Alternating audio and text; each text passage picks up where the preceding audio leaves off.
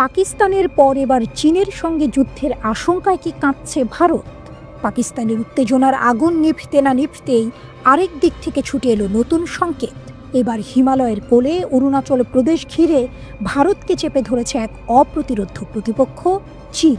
নাম বদলে অঞ্চল নিজের করে নেওয়ার চেষ্টায় নেমেছে বেইজিং, আর এতে করে ভারতের রাজনৈতিক মহলে শুরু হয়েছে নতুন এক ঝড়। কাশ্মীরের উত্তেজনা না কমতেই এবার অরুণাচলের মাটি উথলে উঠেছে উত্তেজনায়। বেইজিংয়ের ছায়া এখন হিমালয়ের কোলে। সম্প্রতি চীন অরুণাচলের বেশ কিছু এলাকা নিজেদের মানচিত্রে যুক্ত করে নতুন নতুন নাম দিয়েছে। ভারতের পক্ষ থেকে স্পষ্ট বার্তা, নাম পাল্টালেই এই ভূখণ্ড চীনের হয়ে যাবে না। অরুণাচল ভারতের অবিচ্ছেদ্য অংশ, জানিয়ে দিয়েছে মোদীর সরকার। পররাষ্ট্র মন্ত্রণালয়ের মুখপাত্র রণধীর জয়সওয়াল একে বলেছেন চূড়ান্ত উস্কানি। তবে সমস্যার শুরু আজ নয়, বহু বছর ধরেই অরুণাচল প্রদেশকে নিজেদের বলে দাবি করে আসছে চীন। শুধু দাবি নয়, সুযোগ পেলেই সেখানকার কিছু কিছু অংশে আস্তে আস্তে দখলদারিও চালাচ্ছে তারা। গেল বছর চীন অন্তত ৩০টি নতুন নাম ঘোষণা করে এই রাজ্যের বিভিন্ন স্থানের জন্য। ভারতের গণমাধ্যম বলছে এই তালিকা আরও লম্বা হয়েছে এবার। শুধু মানচিত্রে নাম নয়, এবার অরুণাচলের বুকে সেনা ঘাঁটি বানাচ্ছে চীন। যুদ্ধের জন্য প্রস্তুতি নিচ্ছে বেইজিং। ভারত দাবি করেছিল চীন সীমান্ত থেকে সেনা কমাবে, কিন্তু বাস্তবে দেখা যাচ্ছে ঠিক উল্টো চিত্র। চীন এখন অরুণাচল সীমান্তে আরও শক্ত অবস্থান তৈরি করছে, নির্মাণ করছে সামরিক ঘাঁটি। প্রতিরক্ষা বিশেষজ্ঞদের আশঙ্কা, পাকিস্তানের সঙ্গে ভারতের সংঘাতের সুযোগ নিয়ে পূর্ব ফ্রন্টে হামলার প্রস্তুতি নিচ্ছে চীন। আর এর মাঝেই ভারতের কপালে আরও চিন্তার ভাঁজ ফেলেছে একটি প্রকল্প। তিব্বতের ব্রহ্মপুত্র নদে বিশ্বের সবচেয়ে বড় বাঁধ নির্মাণ করছে চীন। অরুণাচলের জলসম্পদকে নিয়ন্ত্রণে নেওয়ার এই উদ্যোগ ভারতকে গভীর উদ্বেগে ফেলেছে। ২০১৯ সালে চীন সীমান্তে একটি অস্থায়ী ব্রিজ তৈরি করে পরের বছর তারা দিবং জেলায় ঢুকে পড়ে। এরপর পূর্ব লাদাখে চীনা সেনাদের আগ্রাসনে উত্তাল হয় গোটা ভারত। গালওয়ান উপত্যকায় প্রাণ যায় বেশ কিছু ভারতীয় সেনা। পরবর্তীতে অনেক বৈঠক, অনেক ঘোষণা, কিন্তু মাঠে ফলাফল শূন্য। বরং চীন ধাপে ধাপে আরও শক্ত ঘাঁটি গড়ে তুলছে। চীনের শক্তির ছায়া দিনে দিনে দীর্ঘ হচ্ছে। সামরিক বাজেটে চীন ভারতকে বহু আগেই ছাড়িয়ে গেছে। চীনের হাতে রয়েছে হাইপারসনিক মিসাইল, আধুনিক ড্রোন আর বিশ্বের অন্যতম বড় নৌবাহিনী। ভারতের তুলনায় আকাশপথেও তারা ঢের এগিয়ে। বিশ্লেষকরা বলছেন ভারতের অভ্যন্তরীণ সামরিক কাঠামো এখন খানিকটা নড়বড়ে। পাকিস্তানের সঙ্গে সাম্প্রতিক উত্তেজনায় ভারতের দুর্বলতা ফুটে উঠেছে, আর এই সুযোগটাই নিচ্ছে বেইজিং। একদিকে পাকিস্তান, আরেকদিকে চীন, দুই দিক থেকেই চাপ বাড়ছে ভারতের উপর। এই মুহূর্তে অরুণাচল শুধু একটি রাজ্য নয়, এটি হয়ে উঠেছে ভারত চীন প্রতিদ্বন্দ্বিতার নতুন রণক্ষেত্র। কূটনৈতিক চাপ, মানচিত্র যুদ্ধ, সেনা ঘাঁটি, বাঁধ নির্মাণ, সব মিলে এই হিমালয় পাদদেশে যেন জমে উঠেছে এক অঘোষিত যুদ্ধের প্রস্তুতি।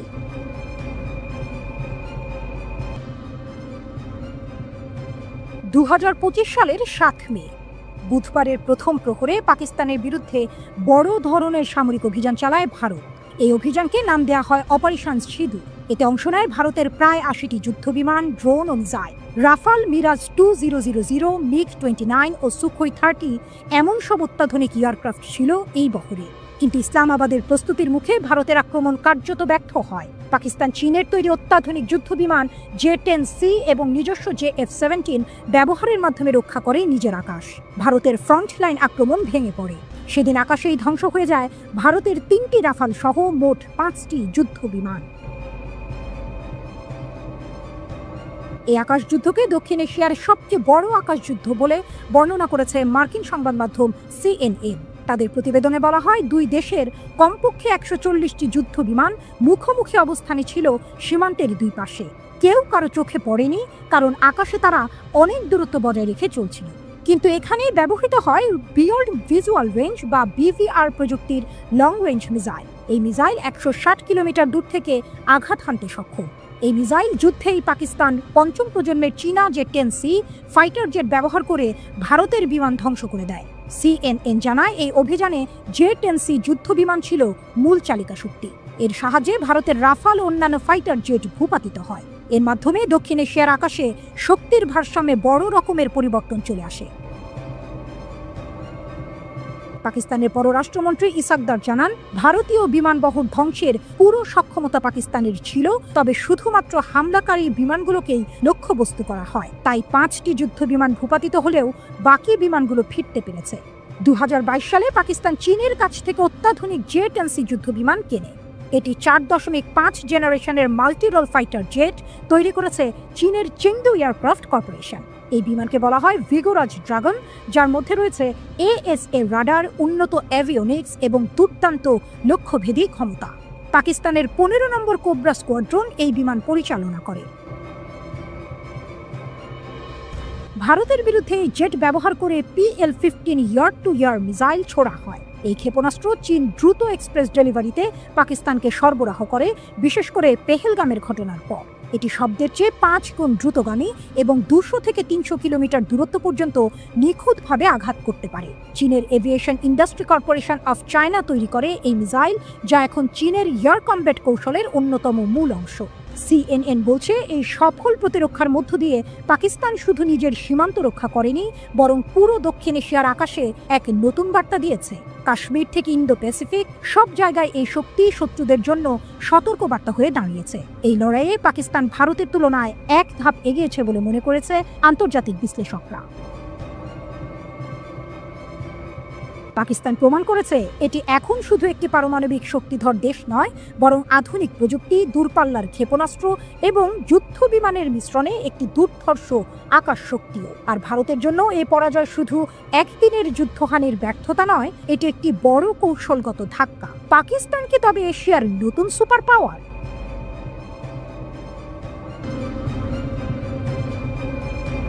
CNN এর একজন রিপোর্টার নিক রবার্টসন রিপোর্ট করছিলেন। নিক রবার্টসন পাকিস্তান ভারত যুদ্ধবিরতির বিস্তারিত তথ্য শেয়ার করেছেন। এটা ভারতের জন্য খুবই বিব্রতকর। নিক রবার্টসন টিভিতে ইন্টারভিউ দেওয়ার সময় বলেছেন যে বেশ কয়েকদিন ধরে সারা বিশ্ব ভারত ও পাকিস্তানের মধ্যে যুদ্ধবিরতির চেষ্টা করছিল, কিন্তু সফল হয়নি। এরপর ভারত পাকিস্তানের এয়ারবেজে হামলা করে। ভারতীয় হামলার পর পাকিস্তান ভারতের ওপর অবিরাম ক্ষেপণাস্ত্র বর্ষণ করে এবং পাকিস্তানি ক্ষেপণাস্ত্র হামলার পর ভারত আলোচনার টেবিলে বসতে বাধ্য হয় এবং পাকিস্তানের ক্ষেপণাস্ত্র হামলায় ভারতকে পিছু হটতে বাধ্য করে। আমেরিকার পররাষ্ট্র দপ্তর সৌদি আরব ও তুর্কি কর্মকর্তাদের সাথে যোগাযোগ করে। সৌদি ও তুর্কি কর্মকর্তাদের সাথে যোগাযোগের পর কূটনৈতিকভাবে বিষয়টি সমাধান হয় এবং যুদ্ধবিরতি সম্ভব হয়। ভারতে যুদ্ধবিরতি চেয়েছিল। ভারত কখনোই আশা করেনি যে পাকিস্তান এত নির্মমভাবে পেছন থেকে জবাব দেবে এবং তারা হতবাক হয়ে যায়। ভারতের দীর্ঘকাল ধরে লালিত আকাশ আধিপত্যের স্বপ্ন, যা অনন্য স্পেকট্রা ইউগ্লো ব্যবস্থা এবং কয়েক দশকের ফরাসি প্রকৌশল দ্বারা সমর্থিত, অবশেষে ভূপাতিত হয়েছে। ভারতের জন্য এক অস্বস্তিকর ও বিব্রতকর পরিস্থিতি তৈরি হয়েছে, যা এখন শুধু দক্ষিণ এশিয়ার নয়, বরং বিশ্ব রাজনীতির আলোচ্য বিষয়। পশ্চিমা বিশ্লেষকেরা হতবাক। ভারত যে কৌশলগত ভুল করেছে তার পরিণতি এখনই দেখা যাচ্ছে।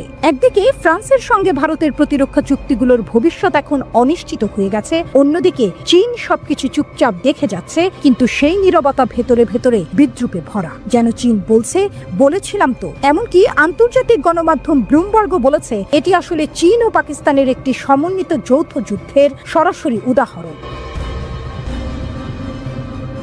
মোদী সরকার এতদিন ধরে যে কৌশল অনুসরণ করেছে তার মূল ধারণা ছিল আধিপত্য টাকার বিনিময়ে কেনা যায়, কিন্তু বাস্তবতা দেখিয়েছে আধিপত্য তৈরি করতে হয় মাঠে, আকাশে, সমুদ্রে, প্রযুক্তিতে এবং মননে। কেবল রাফাল কিনে আধিপত্য পাওয়া যায় না। এখন দেখা যাচ্ছে সেই রাফাল নির্মাতা ফ্রান্সের দাসল্ট এভিয়েশনের শেয়ার মূল্য স্থবির হয়ে পড়েছে। পক্ষান্তরে চীনের প্রতিরক্ষা শিল্পের শেয়ার, বিশেষ করে AVIC এবং চেংদু এয়ারক্রাফট কোম্পানির মূল্য এখন আকাশ ছোঁয়া।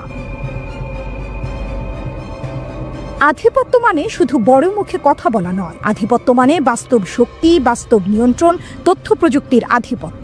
আধিপত্য মানে সিস্টেমে শ্রেষ্ঠত্ব, মানে command, control, communication, computer, intelligence, surveillance আর রেকনেসান্সের নিরবিচ্ছিন্ন আধিপত্য। এইখানেই ভারত পিছিয়ে গেছে। পাকিস্তান ভারতকে কেবল যুদ্ধক্ষেত্রে হারায়নি, পাকিস্তান ভারতের পুরো নেটওয়ার্ককে পেছনে ফেলে দিয়েছে। এটা শুধু আকাশে যুদ্ধের গল্প নয়, এটা একটি মেসেজ। ভারতকে বলা হচ্ছে আকাশটা পাল্টে গেছে। এই যুদ্ধের কোনো ঘোষণা নেই, নেই সীমানা, নেই শব্দ। এটা এক নতুন ধরনের আধিপত্য, যেটা অদৃশ্য, নিঃশব্দ, কিন্তু ভয়ঙ্কর। এটাই এখন দক্ষিণ এশিয়ার নতুন বাস্তবতা। মোদির আধিপত্যকে না যায় মতবাদ ইতিহাসের পাতা হয়ে যাচ্ছে। ভারত হয়তো অর্থ খরচ করে যুদ্ধ বিমান কিনতে পেরেছে, কিন্তু যুদ্ধক্ষেত্রে আধিপত্য তা তো কিনে পাওয়া যায় না, লড়াই করে অর্জন করতে হয়। চীনের হেলমেটের নিচে এখন হাসি, পাকিস্তানের মাটিতে এখন আত্মবিশ্বাস, আর ভারতের আকাশে কেবল এক প্রশ্ন, আমরা কি আসলেই প্রস্তুত ছিলাম? এর আগে 3 বার ভারত পাকিস্তান যুদ্ধ হয়েছে, যার সব শেষটি ছিল 1971 সালে। তাছাড়া সীমিত পরিসরে একটি যুদ্ধ হয় 1999 সালে কার্গিলে, যেবার প্রথমবারের মতো পারমাণবিক যুদ্ধের আশঙ্কা প্রকাশ্যে আসে। সামরিক যুদ্ধের বিচারে কে এগিয়ে? গ্লোবাল ফায়ার পাওয়ারের 2025 সালের তালিকা অনুযায়ী বিশ্বের 4র্থ শক্তিশালী সামরিক শক্তি হতে চলেছে ভারত। তাদের উপরে রয়েছে কেবল যুক্তরাষ্ট্র, রাশিয়া ও চীন। অন্যদিকে 145টি দেশের মধ্যে পাকিস্তানের অবস্থান 12তম। তবে শুধু র্যাঙ্কিং দিয়ে আসল চিত্র বোঝা মুশকিল। আসুন খতিয়ে দেখা যাক সামরিক সক্ষমতার খুঁটিনাটি। কার সৈন্য বেশি? Swedish think tank Stockholm international piece research ইনস্টিটিউটের 2024 সালের প্রতিবেদন বলছে, ভারত প্রতিরক্ষা খাতে পাকিস্তানের চেয়ে 9 গুণ বেশি খরচ করেছে। 2025 সালে ভারতের প্রতিরক্ষা বাজেট প্রায় $86 বিলিয়ন, যেখানে পাকিস্তান 2024-25 অর্থ বছরে বরাদ্দ করেছে মাত্র $10 বিলিয়ন কিছু বেশি। সেনা সংখ্যা নিরীক্ষেও ভারত এগিয়ে। তাদের সক্রিয় সেনা সংখ্যা 14.5 লাখের বেশি, যেখানে পাকিস্তানের 6.5 লাখের কিছু বেশি। রিজার্ভ সেনা ও আধা সামরিক বাহিনীর ক্ষেত্রেও ভারতের পাল্লা ভারী। স্থলযুদ্ধে কে শক্তিশালী? স্থলভাগের লড়াইয়ে বেশিরভাগ ক্ষেত্রেই ভারতের আধিপত্য দেখা যায়, তবে চমক আছে অন্যখানে। স্বয়ংক্রিয় কামান ও মাল্টিপল রকেট লঞ্চারের সংখ্যায় পাকিস্তান কিন্তু ভারতের চেয়ে এগিয়ে। পাকিস্তানের 662টি সেলফ প্রপালড আর্টিলারির বিপরীতে ভারতের কাছে আছে মাত্র 100টি।